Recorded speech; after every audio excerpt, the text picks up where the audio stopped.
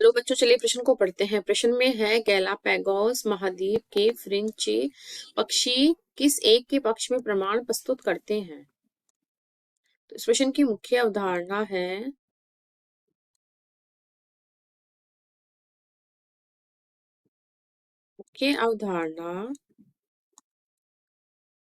जीव विकास।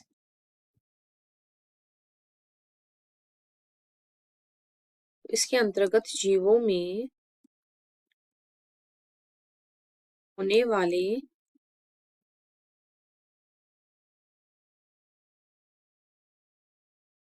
क्रमिक परिवर्तन का अध्ययन किया जाता है। इसमें क्या होता है, सरल से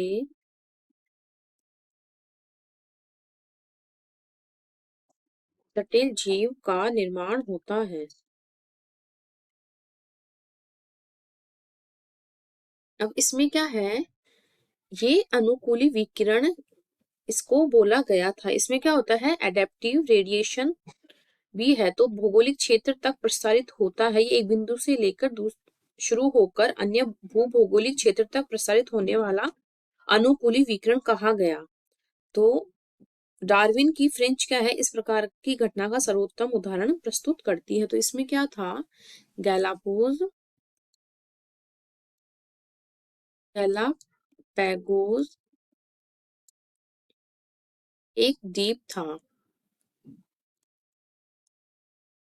द्वीप पर क्या है, डार्विन ने अपनी यात्रा शुरू की थी। तो उन्हें वहां पर चे नाम का पक्षी था। तो इन्होंने देखा कि खाना जो भोजन होता है, उसके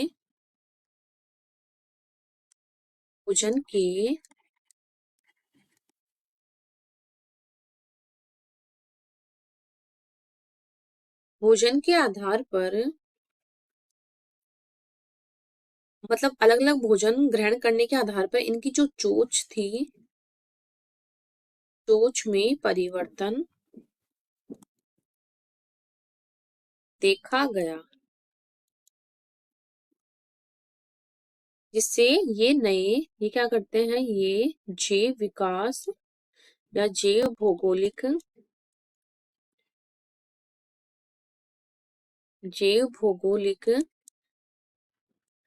विकास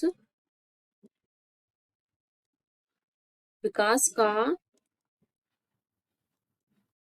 प्रमाण प्रस्तुत करते हैं। और या ये क्या है, प्राकृतिक वर्ण में को भी प्रदर्शित करते हैं। किसको, प्राकृतिक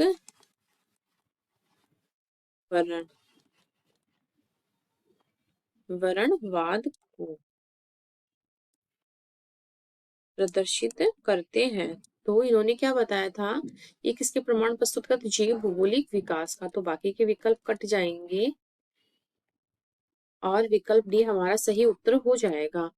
क्योंकि भोजन जैसे इनको, जैसे किसी को बड़े बीज मिले, किसी को छोटे अनाज के दाने मिले, किसी को फूलों का रस चूसना होता था, इस प्रकार से किसी को फल फ्रूट खाने थे। इस प्रकार से इनके भोजन के आधार पर क्या हुआ, इनकी चोंच जो थी, उसकी जो आकार है उसमें परिवर्तन देखा गया। ये किसका प्रमाण प्रस्तुत करता है, जैव भौगोलिक विकास। जैसे जैसे जीवों का विकास हुआ, जैसे जैसे प्रकृति ने इनका वर्णन किया। तो इस प्रकार विकल्प डी हमारा सही उत्तर हो जाएगा। आशा करती हूँ आपको इस प्रश्न का हल समझ में आया होगा। धन्यवाद।